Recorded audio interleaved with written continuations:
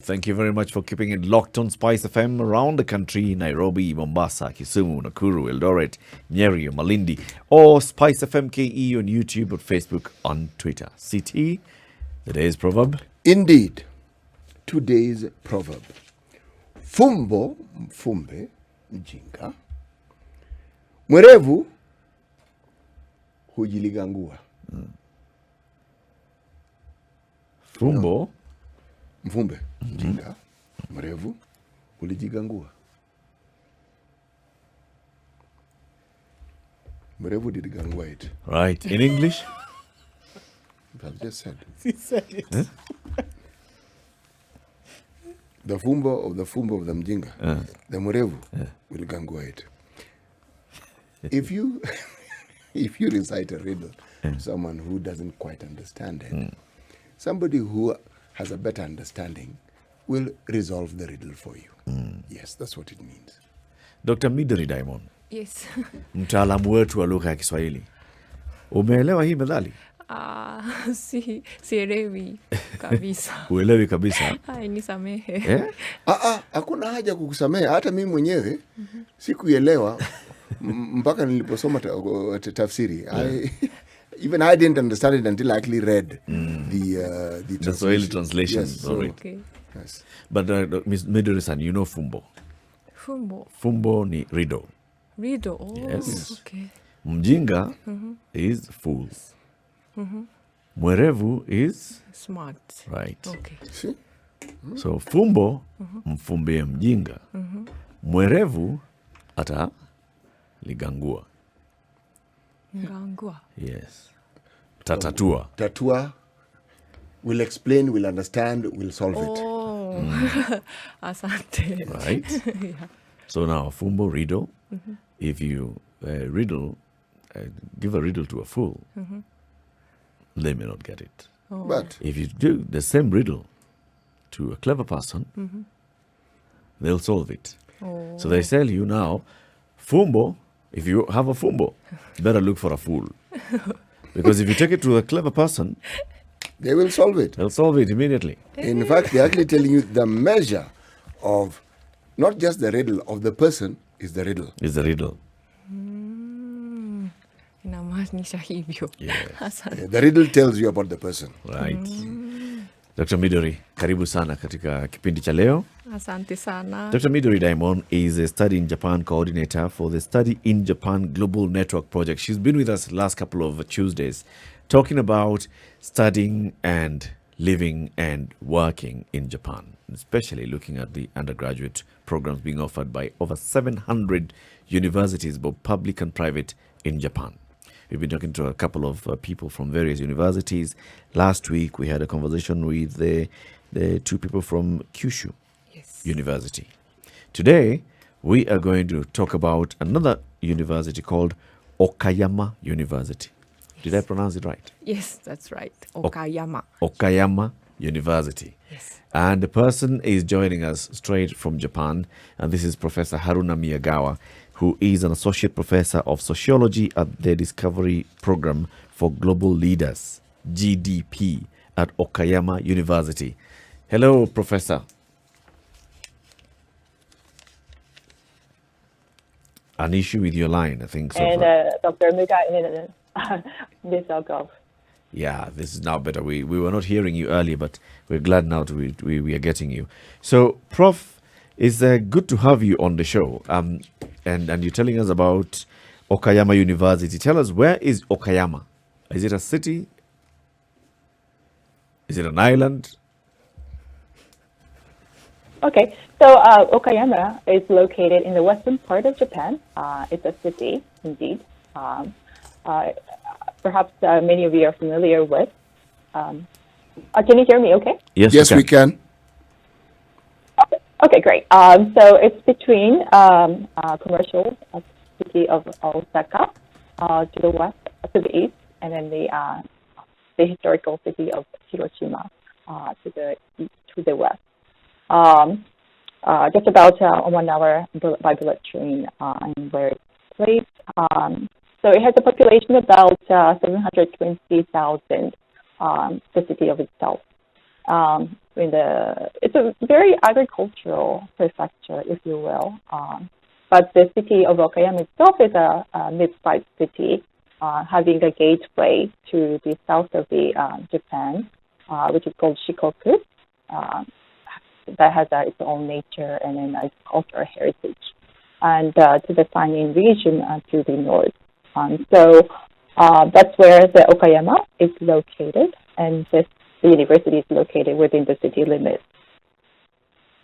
All right. So a number of the last couple of weeks, we've been talking to people from the other universities, and they're telling us about the kind of programs that are on offer, especially for international students.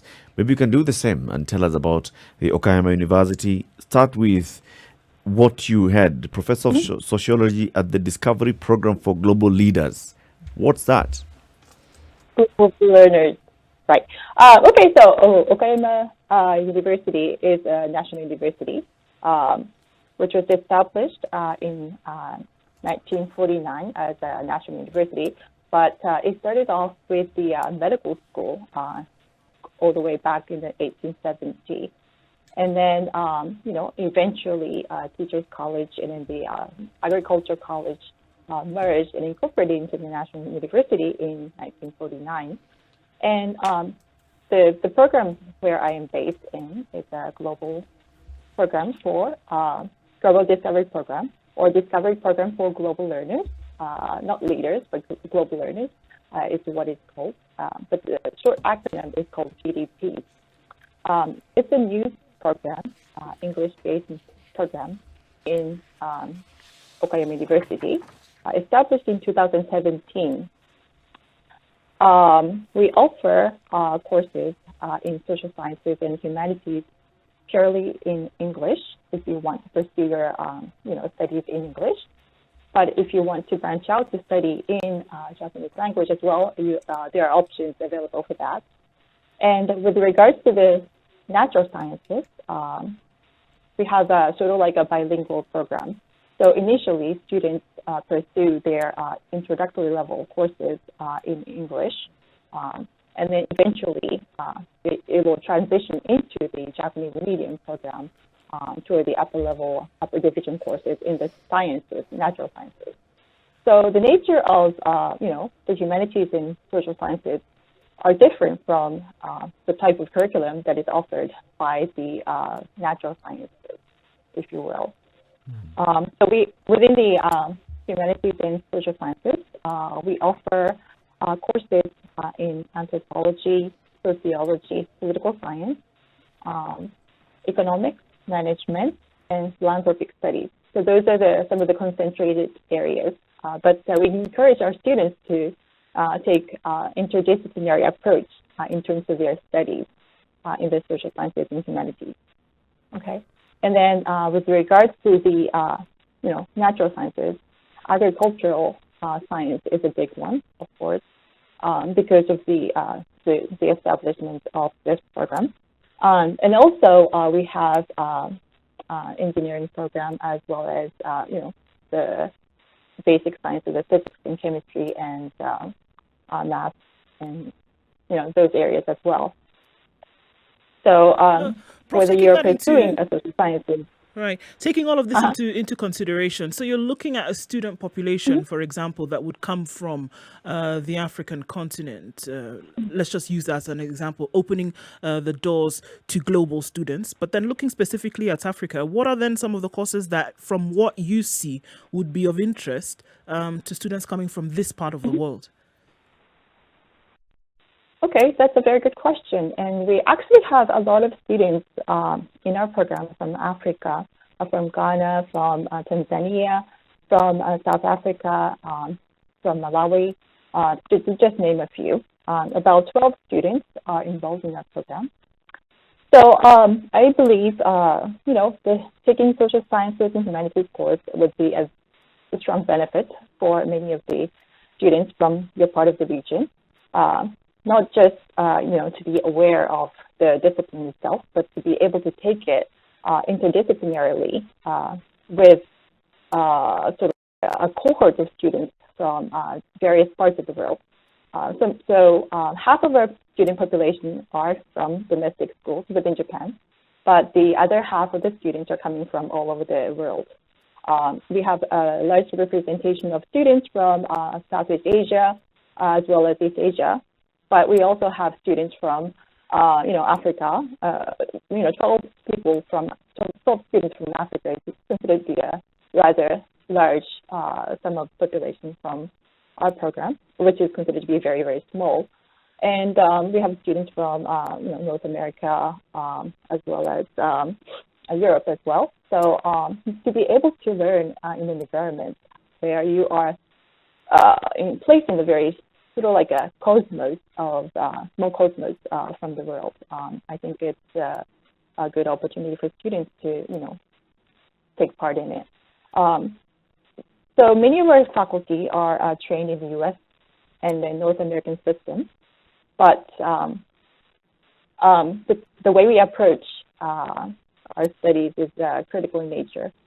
So we also ask about the historical context of how we are placed in Japan vis-a-vis the policies that created this particular program, this Southwest program indeed, and how the disciplines in social sciences, namely sociology, my field, is very much related to the the U.S.-centric nature of the study. So we try to dissect how to understand academic disciplines from different vantage points that's feasible and possible outside of U.S., outside of traditional academic centers, with the number of students coming from different parts of the world, with different parts of history, indeed. Indeed, this sounds like one of those universities that then is focusing a lot on the global side of things. More than half of the faculty coming from outside the country, more than half of the students coming from outside the country. So it's a truly international university, Midori. Yeah, I think so, yes. Are there others that are like this? Okay, I can say that not all of universities, like as I told that we have like 800 universities in Japan. So not all universities that the same situation like Okayama University. Yeah, but now, as I told you, like almost 100 courses from like 50 universities. They have undergraduate courses offered in English or like bilingual course, like Okayama University. So they have, yes, definitely, they have international environment. You know what is of interest is that, and something I'm going to ask the good professor, is they started off as a medical school. It's very unique. One doesn't hear of universities setting up, and that is the thing that they focus on studying. I'm going to ask to understand how it is that this was the focus. Because setting up a medical school is expensive, and it's difficult, and it takes a very long process.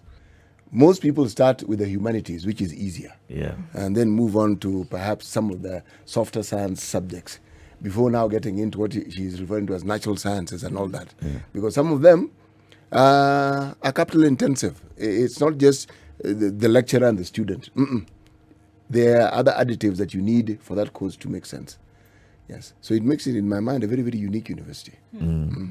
Why would it be, from where you see it, Midori, as an attraction point for students coming from here? To universities in Japan? No, to this particular. To this Okayama University. Yes. Okay, I can understand that the one thing is that the Africans from this side, they know very well about the like Western cultures, and also they already familiar with like Bazungu culture. Yeah, but now they don't know about the all like we have many in the world. We have many various cultures and their diversity. So of course you keep your culture from your home country, and then but if you go there in Japan and in Okayama University, you can see the like diversity in the world. Also you will see the Japanese culture, and also not big city. Actually, Okayama is not big city as like Tokyo, but you will see that how country people how they live, and then you will see diversity in Japan also. So you will get the point like view from the third point of view, not white, not Western, but not Asian, but not African, but you will see the diversity there in Okayama University. That is a very big point. Yep.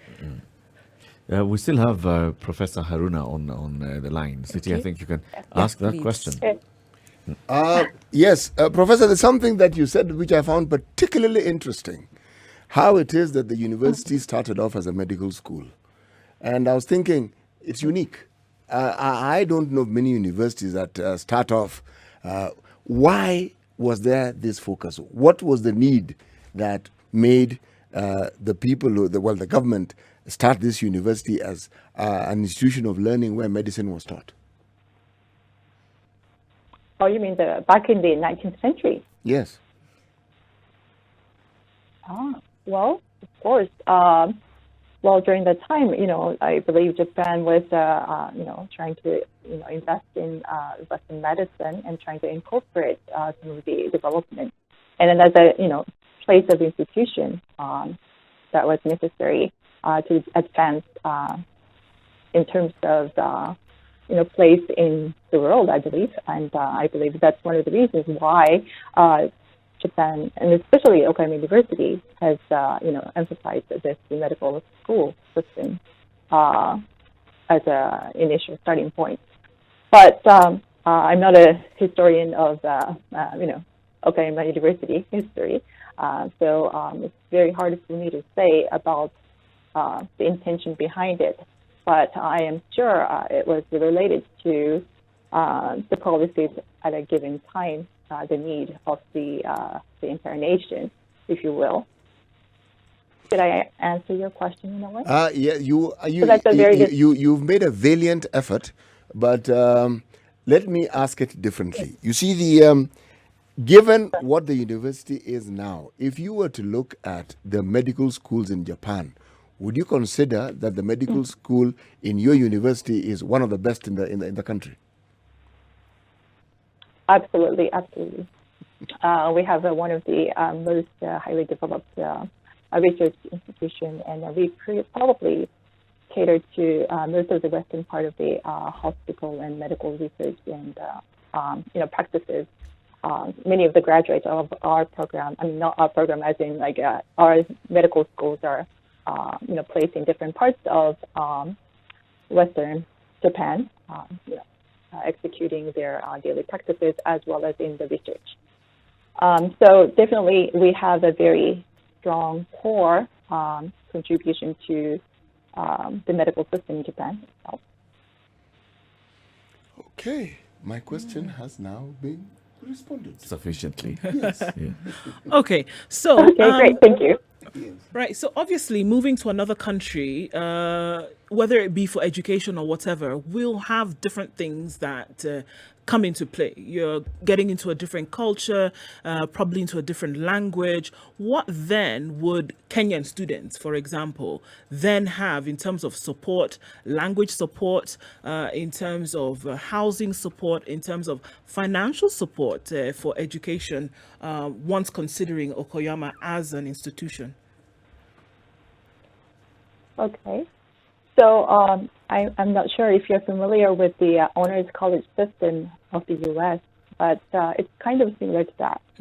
So it's a small college environment. We provide a small college environment within the large national university, right? And we have a very strong, advising relationship with the students. And we work closely with the individual students. So the student to faculty ratio is very small compared to many of the universities in Japan as well as abroad. And through that guidance, we encourage our students for individualized curriculum based on their needs, right? So and we also offer some field experiences, as I believe Midori mentioned earlier. We encourage our students to go into the community and really experience the life in Japan. The city of Okayama being a very comfortable place for students, and we provide that kind of opportunity through internships as well as fieldwork. And with regards to the living expense here in Okayama, it's relatively inexpensive. So about $700 US would suffice for a monthly, living comfortably. And with regards to the scholarship, we offer 4 competitive entrance scholarships, which covers the tuition for the first year. And if their grades remain to be, sufficient, they can keep the tuition waiver for the entire 4 years, granted that their grades are good. Yes. And I believe Professor Diamond has mentioned earlier, but there are some scholarships, national scholarships, targeting African students as well. So our students have been granted of those scholarships as well across the years.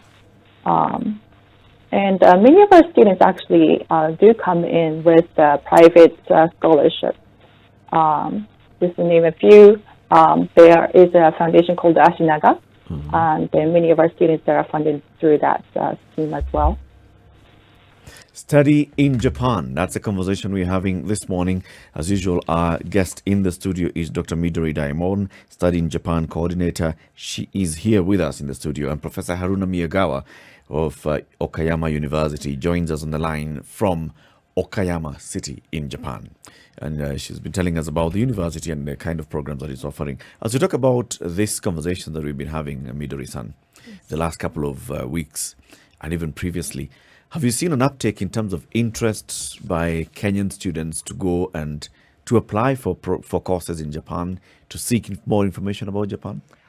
Actually, right now, I have not yet received the inquiries, especially for these universities. But I know I saw that some comments and also some reaction, from the SNS. So I can understand that now that the information can be spread, already had spread to Kenyans. So information is basically being consumed now by various Kenyans, and people are coming to their website and to the social media platforms. Just for people who'd like to see the various universities and the programs, the website again? Yeah, our website is www.studyinjapan-africa.com. studyinjapan-africa.com. So we have this website. So we have also undergraduate courses list, of course, also postgraduate information. And also we have SNS, such as Facebook, Twitter, Instagram, and YouTube. So if you search Study in Japan for Africa, you will see our SNS. So please visit our website or SNS. Yeah. And if you'd like to get information directly about your university, Okayama University, Professor, how does one get to do this, Professor Haruna? Sure.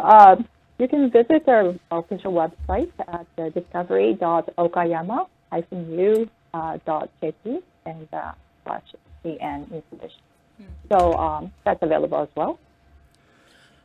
Prof, what fields do you find there are a lot of students who are coming out of Okayama then are getting into once they're done with their schooling?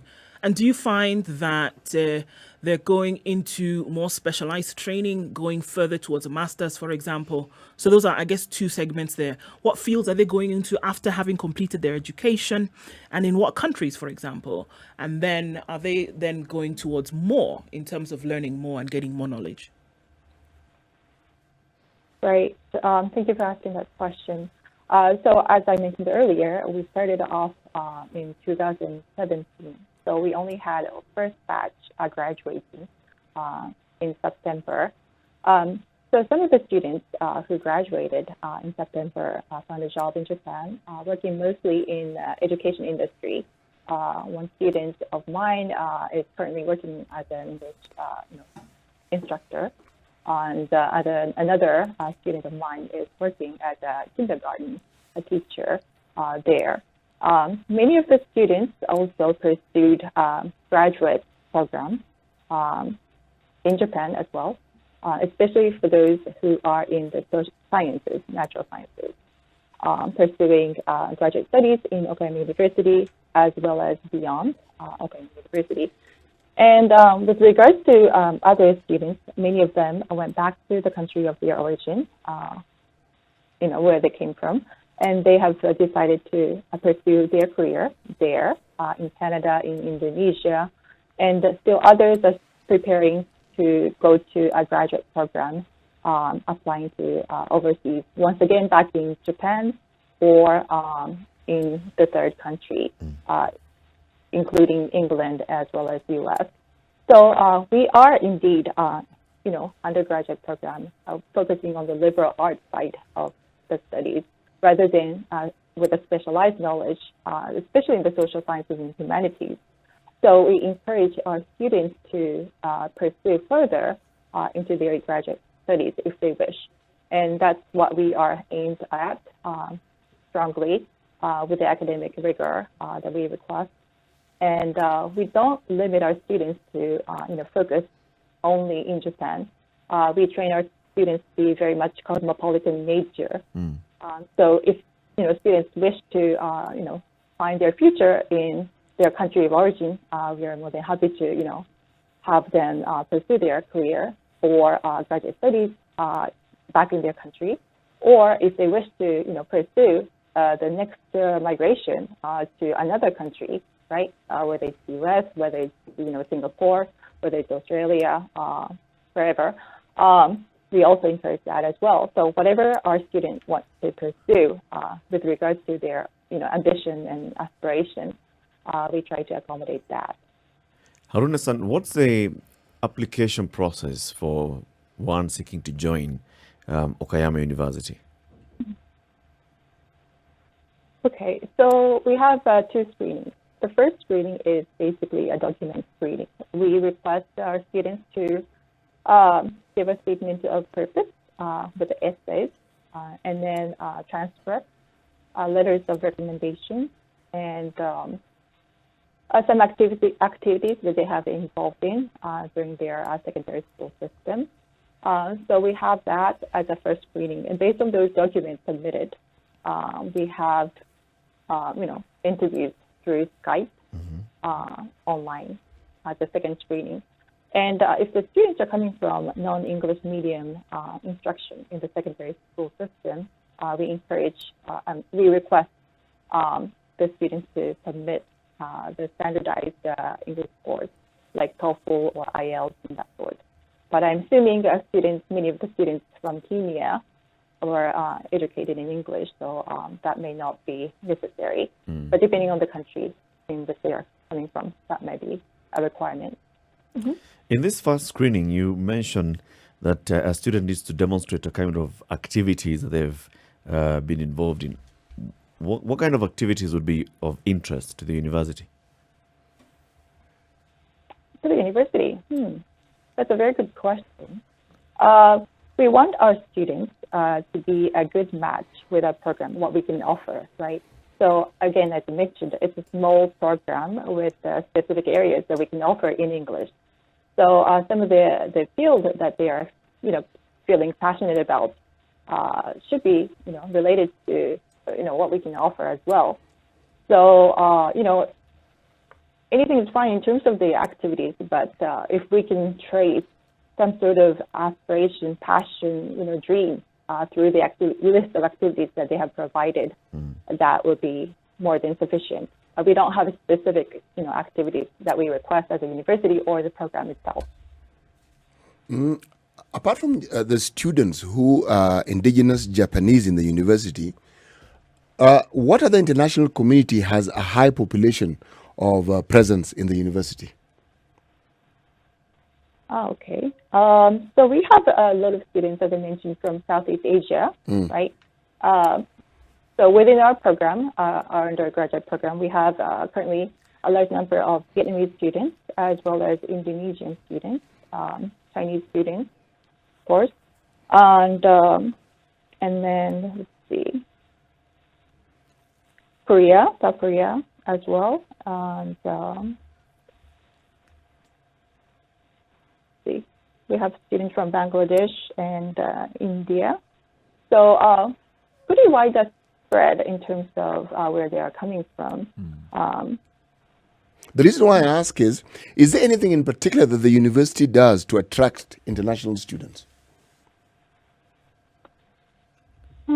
Well, we offer these, competitive tuition scholarships.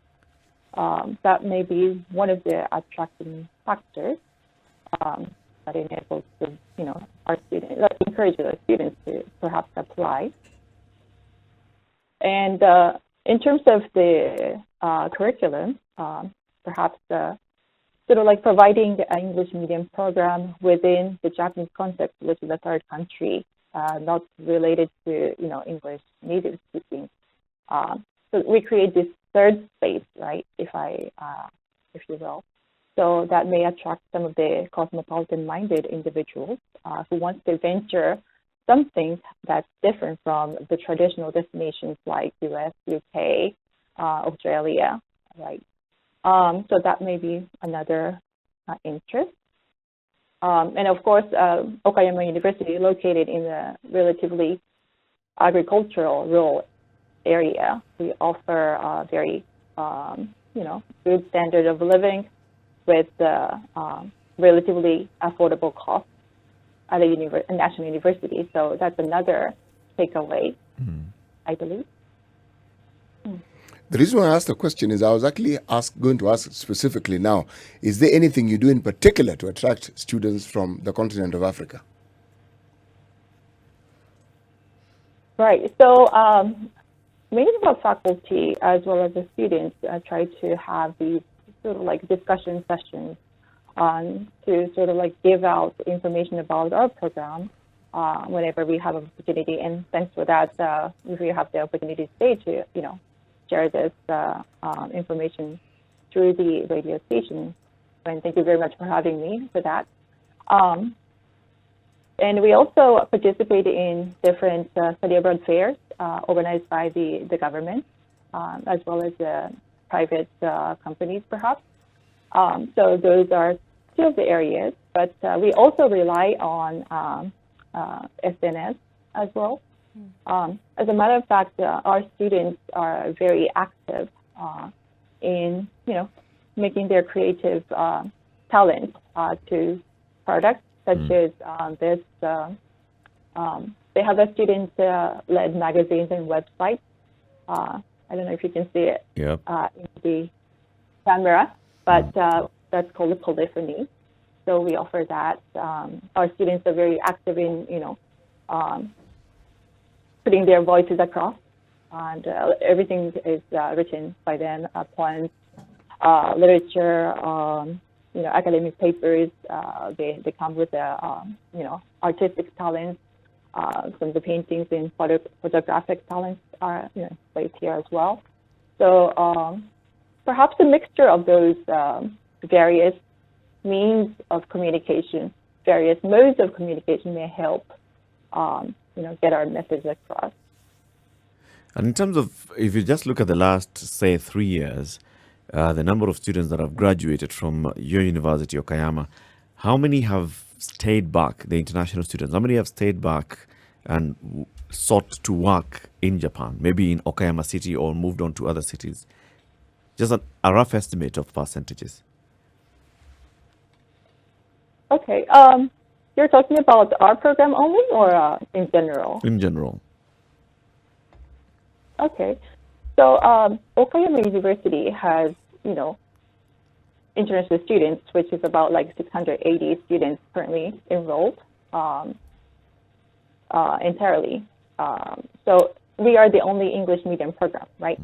So for those students who came in and then went through the Japanese system, many of them are mostly from East Asian countries like China and Korea to be the predominant representation. Those students found a job in Japan mainly because they are culturally and linguistically, sort of like immersed into the Japanese environment, right?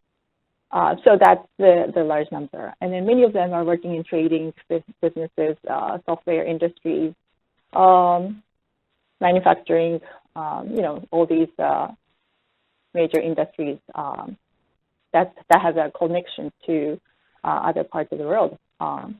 But speaking of our program, it's a new program, as I mentioned earlier. So we only have few students just graduating, and of course that results in a small number of students remaining in Japan at the moment. So it varies, right, depending on what population you're actually looking into. Okay. And then now going back to the question about the steps for application, you said there's the first screening and then there's the second screening, which is an interview. It's a Skype interview. What kind of advice would you give those who are seeking to apply? I mean, when they get to the second stage, what advice would you give them? What should they present themselves? How should they conduct themselves during this interview? What is it that professors such as yourself or the others in the admission would be looking for? Right. I think the most important thing is to be, be yourself. Don't make up yourself. Don't make yourself to suit the way the Japanese society wants or the Japanese university system wants, right? You have to be yourself. You have to be comfortable with what you are, who you are, and then be able to introduce, what kind of learning engagement you're interested in pursuing, right? And also you should be able to work with people from different backgrounds who are having multiple, vantage points, different perspectives, different values, being able to think critically, being able to engage in dialogue, even though there might be hard dialogues that you have to come across. That's the everyday thing of our classroom environment. So someone who's outgoing, who is not being able to, who is not shy, who is able to express one's thoughts and ideas, and of course with evidence to support your argument, right? Of course, but those are very important things that we are looking for, and we are also looking for, again, the match. What we can offer is something that the students actually want, right? Those are the very important things that we try to look in our interviews. It's interesting that you say that because I believe it was a couple of weeks ago. The gentleman that we spoke to, I believe it was Kyushu University. Ryosuke Hori. Right. And he's right. From Toyo University. And one of the things he did say was that, so you get past the admission process and then you're in school, right? But one of the things that he did say was that according to Japanese culture, then coming out and really expressing yourself and being almost bullish in nature about how you are, really good at what you do, then, or, confident in your skills, may then be frowned upon because the Japanese culture is one that would ordinarily step back. And now, here you're saying, be yourself and be confident in who you are during the application process. So is there a mix between this? And then obviously coming from a university like Okayama that has obviously embraced, can I say, more of a global culture, is there a mix of these at school, or is it, aligned in one direction completely? That's a very good question and an interesting question indeed. And that's a good comparison to make of Mr. Hori from, I believe, Toyo University has mentioned. So Okayama University itself is very traditional, very rather conservative in nature. Of course, we are trying to do something progressive. But within the Discovery program, it's a whole another story. So many of our faculty are trained in the North American and in the, international context. And we've been either, studying in the liberal arts colleges in the U.S. Or teaching in those institutions, or conducting research and teaching in those areas. So the kind of nature or kind of culture that we bring in at Discovery program is a little bit different from what may be expected in Japan in general, as well as within perhaps Okayama University. So you might consider our place to be a sort of like an island within the different places of that values different sort of mannerism, different sort of culture, different sort of expectations. So I would say in terms of the consistency, no, it's not consistent within the university or within Japan, but you might consider us to be a unique, in terms of unique oasis, if you will, for globally minded individuals who are interested in really talking honestly, thinking critically, challenging our status quo, all those things. Okay. We thank you very much for joining us. As we conclude the conversation, Midori-san, Yes. we've been talking the last couple of weeks on the very many opportunities that are available for Kenyan students to apply, to seek to go and study in Japan, and then thereafter even to work in Japan. Now, where is your office based? Are you based within the Japanese embassy? Can someone walk into the Japanese embassy or seek information from the Japanese embassy? Or are you also working with the Kenyan Foreign Affairs Ministry? So where else can people get information about studying and working in Japan and even applying for scholarships? Okay, thank you very much for that question. Yeah, actually, for me, our project is implemented by one of the universities in Japan, Hokkaido University, and they have a satellite office here in Nairobi. Yeah, so that is the office where I'm working. But because of this situation, these days we have usually we are providing information in online. Yeah, so please visit our website or SNS. That is more easier. But we also collaborating with the Embassy of Japan in Kenya. Yeah, so if you go there, maybe you can also get information about us. Yeah. Okay. Yes, thank you very much. Thank you very much for joining us again today. And Professor Haruna Miyagawa from Okayama University, asante sana for speaking to us, and have a lovely day in Japan. Thank you, asante sana. Yes? Okay, thank you very much. Actually, today is the final interview for Studying Japan Global Network Project. Yeah, so please, I'd like to say that please, we wish you a bit earlier to mention it, but we wish you happy Merry Christmas and Happy New Year while considering studying Japan, please. It's never too early for Christmas. Okay. Never too early. All right. Right, it's the end of November. We are getting into December. Yeah.